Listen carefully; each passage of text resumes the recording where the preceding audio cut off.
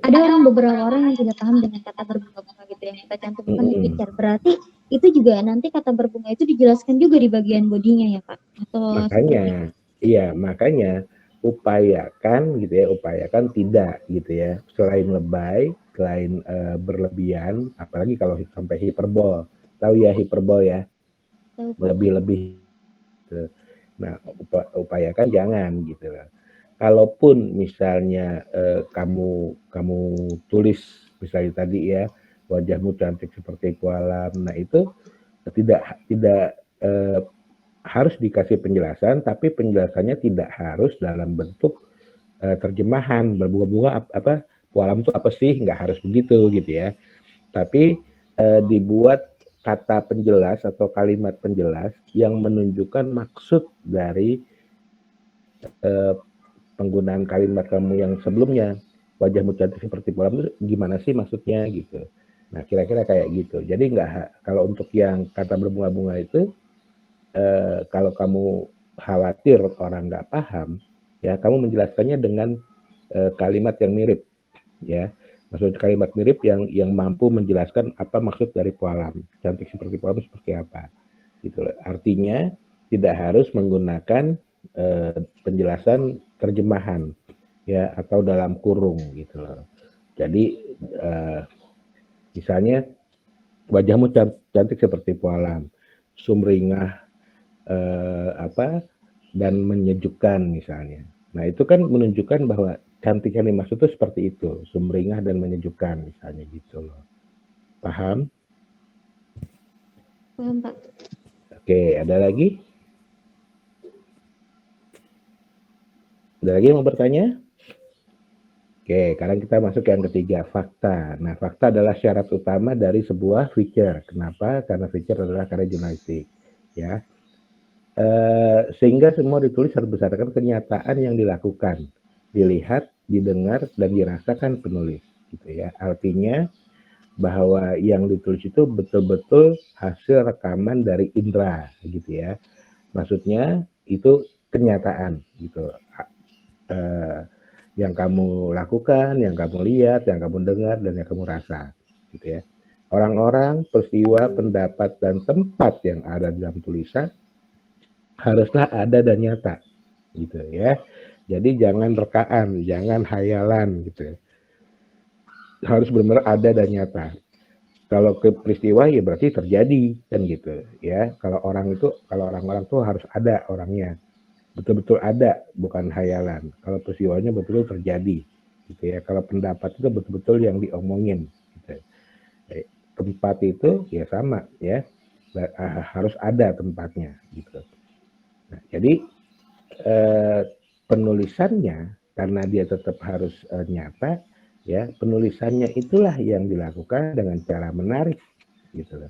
Jadi bedanya feature itu dengan berita, misalnya penulisannya tidak kering, tidak langsung apa adanya, tapi misalnya dikemas dengan tadi ya, dengan gaya sastra tadi gitu loh ya, sehingga itu mampu menarik ya. Dan yang paling utama harus mengandung human interest. Kenapa? Supaya bisa menyentuh pembaca ya, karena yang namanya human interest itu adalah rasa dari kemanusiaan kita. Rasa dari kemanusiaan kita apa? Ya seperti yang sudah saya sampaikan kemarin ya, sedih, senang, gembira, gitu, haru dan sebagainya kan gitu. Nah kalau mengandung human interest ada rasa haru, ada rasa senang, itu kan akan mudah menyentuh hati pembaca.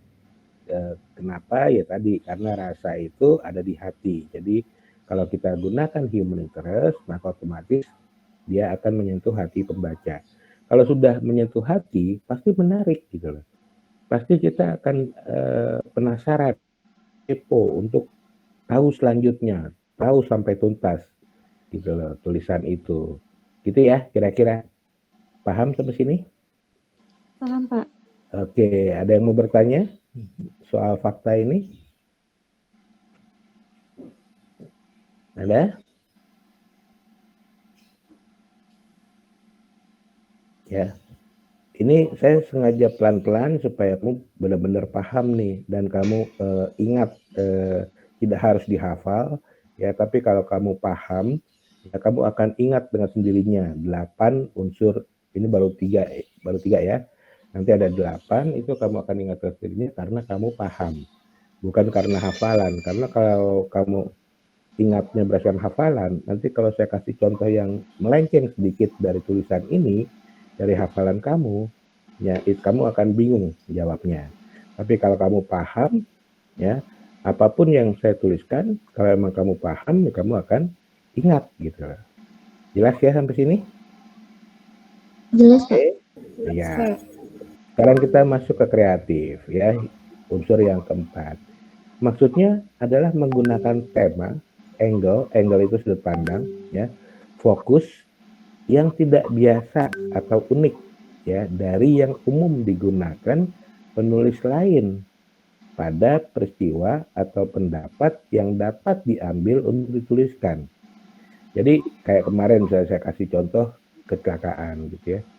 Semua wartawan itu menuliskan tentang what, who, ya, where atau when kan gitu. Tapi kamu kemudian cuma merekam peristiwa itu dalam tulisan kamu, dalam ingatan kamu ya, atau dalam apapun ya yang kamu gunakan sebagai alat perekam gitu. Tapi yang kamu cari angle-nya itu bukan itu gitu. Yang kamu cari angle-nya misalnya kemarin keluarga korban kan gitu. Nah, dengan karena kamu memilih keluarga korban, itu artinya adalah angle yang tidak biasa, yang tidak atau jarang ya digunakan oleh penulis lain saat menulis berita kecelakaan gitu loh. Paham sampai sini? Jadi untuk mendapatkan itu betul-betul dituntut kreativitas kita. Kita berpikir apa sih tema, angle, fokus yang tidak dipikirkan penulis lain gitu loh. Atau kasarnya yang tidak akan ditulis lain tuh tema apa ya, angle apa ya, fokus apa ya, gitu loh. Ya, kalau kamu kemudian dapat menemukan sesuatu yang berbeda itu, ya maka tulisan kamu seperti saya bilang kemarin akan menjadi satu-satunya. Dan kalau tulisan kamu jadi satu-satunya, itu pasti dibaca orang gitu loh. Sampai sini paham? Paham, Pak. Oke, ya. Selain pasti dibaca orang, tulisan kamu karena bicara tentang keluarga korban, kira-kira mengandung human interest nggak? Mengandung, Pak. Iya, pasti ada rasa sedih di situ, pasti ada rasa ya macam-macam lah yang kamu nanti ciptakan ya dengan dalam tulisan kamu, ya. Nah, artinya apa? Artinya tulisan kamu selain cuma satu-satunya dan pasti dibaca orang juga menarik gitu loh. Ya. Cuma untuk saat ini ya di mana dunia online itu sedang gegap gempita, sedang menjadi perhatian, bahkan mungkin jadi fokus utama ya bagi sebagian besar orang gitu ya. Tulisan menarik itu sangat banyak. Ini yang harus kamu perhatikan. Tulisan yang menarik yang mengandung human interest itu sangat banyak. Jadi cara kita untuk agar tulisan kita bisa dibaca gimana? Cara kita sekarang bukan cuma sekedar menarik, jadi bukan sekedar membuat tulisan kita menarik, tapi kita harus mampu untuk merampas perhatian pembaca. Kenapa? Karena sudah banyak banget tulisan yang menarik, sudah banyak banget tulisan yang human interest. Nah, supaya tulisan kita dibaca, kita harus mampu merampas perhatian pembaca. Gitu loh. Caranya merampas gimana ya? Buat tulisan kamu lebih menarik, buat tulisan kamu lebih unik, ya. Buat tulisan kamu itu lebih menyentuh rasa, gitu loh. Sehingga dengan 3 hal tadi, ya lebih menarik, lebih unik, lebih menyentuh rasa. Kira-kira mampu nggak kamu merampas perhatian orang? Sampai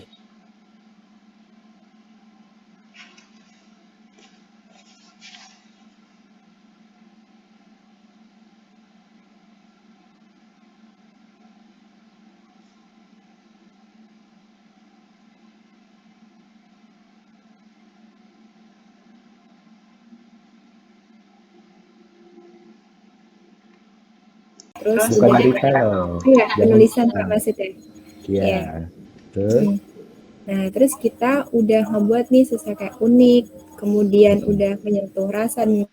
Ketiga-tiganya itu sudah berpengaruh nggak sih Pak? Misal angle-nya yang berbeda, tapi topiknya itu yang kurang atau kurang dilirik gitu oleh pembaca. Itu pengaruh nggak sih Pak terhadap topik yang kita pilih gitu? Walaupun tulisan kita itu udah ketiga-tiganya udah menarik, udah menyentuh perasaan seperti itu Pak. ya, pengaruh. Biar bagaimana pengaruh? Jadi gini, misalnya kamu topik kamu itu apa tadi misalnya bisa kasih contoh nggak topik kamu apa? Jadi misalnya topik kamu itu kurang menarik atau apa tadi istilah kamu? Topik kamu kenapa? Kurang diperhatikan oleh pembaca Kurang gitu. diperhatikan orang. Oke. Tapi kalau kamu buat tulisan kamu dengan lebih menarik, lebih unik, lebih apa tadi? Lebih menyentuh gitu ya. Nah, hasilnya tulisan kamu akan dibaca orang ya. Tapi belum tentu bisa untuk merampas perhatian. Kenapa? Karena fokusnya, karena temanya itu kurang diperhatikan orang. Jadi kalau misalnya kamu tulisnya cuma sekedar menarik gitu ya, dari tema yang tidak diperhatikan atau kurang diperhatikan orang, ya, maka tulisan kamu belum tentu dibaca. Tapi kalau kamu buat lebih menarik, lebih unik, lebih menyentuh, tulisan kamu akan dibaca.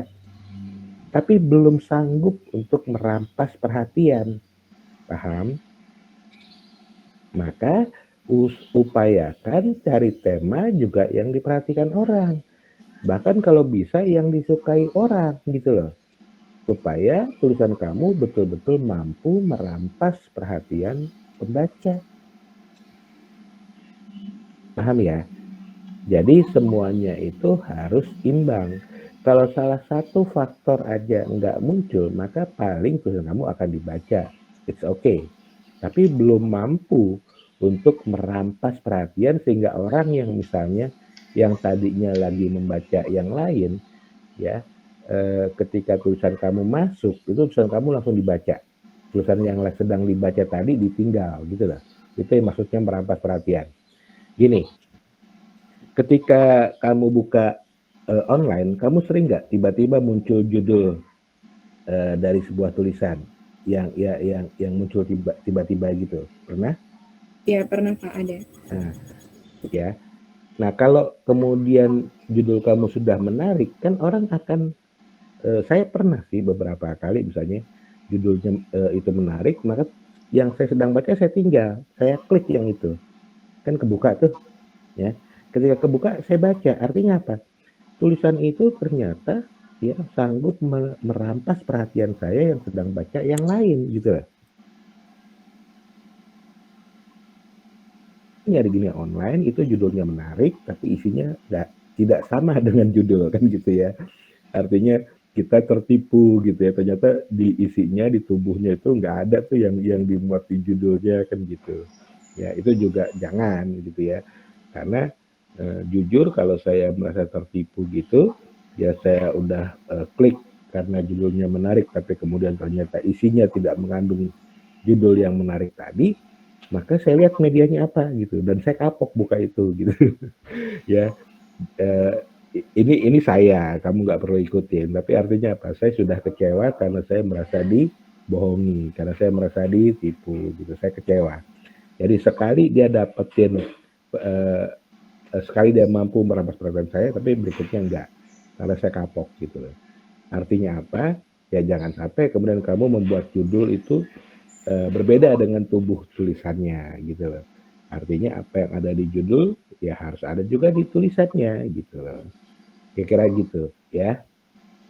Maksudnya merampas perhatian pembaca. Jelas? Kita? Jelas ya Pak. Terima kasih atas penjelasannya Pak. Oke, ada lagi yang lain? Oke, kalau nggak ada kita masuk yang kedua. Masih kebaca selanjutnya yang kelima ya. Masih kebaca ya, subjektif. Yes, Pak. Oke, maksudnya fakta yang diambil boleh berdasar sudut pandang penulis. Ya, subjektif itu. Jadi maksudnya fakta yang diambil boleh ya berdasar sudut pandang penulis. Tapi ingat, datanya ya tadi ya, orang-orang, peristiwa, pendapat dan tempat yang ada di dalam tulisan haruslah ada dan nyata. Tetap ya. Tapi fakta yang diambil itu fakta dari orang-orang, peristiwa, pendapat dan tempat itu boleh berdasar sudut pandang penulis ya. Contohnya tadi dalam peristiwa kecelakaan yang kita ambil adalah sudut pandangnya tentang korban kecelakaan gitu loh. Boleh ya, toh semuanya tetap fakta, semuanya tetap nyata, tapi sudut pandangnya berbeda gitu loh ya. Nah, namun tetap harus apa adanya, netral dan tidak memihak. Apa adanya itu artinya netral juga tidak memihak gitu ya. Arti tidak memihak itu objektif gitu. Netral tuh objektif, apa adanya tuh objektif gitu ya. Jadi subjektif yang diperbolehkan dalam artian hanya berupa tanggapan penulis. Ya, ini harus digarisbawahi dan diingat.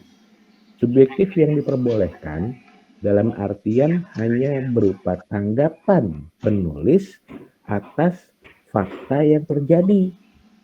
Ya, contohnya, misalnya kemarin saya jelaskan tentang adanya korban yang mengenaskan gitu ya. Nah, mengenaskan dan tragis kemarin itu adalah contoh ya dari tanggapan penulis atas fakta yang terjadi. Paham ya?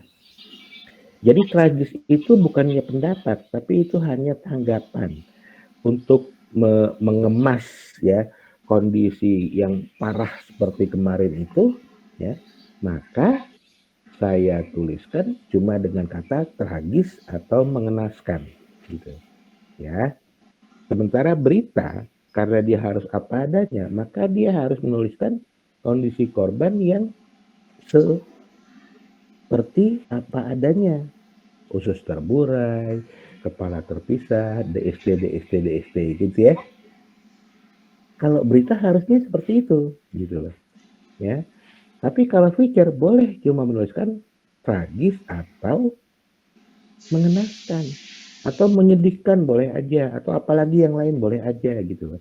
Nah, itu semua mengenaskan, tragis, menyedihkan, mengerikan ya itu adalah tanggapan penulis atas fakta yang terjadi.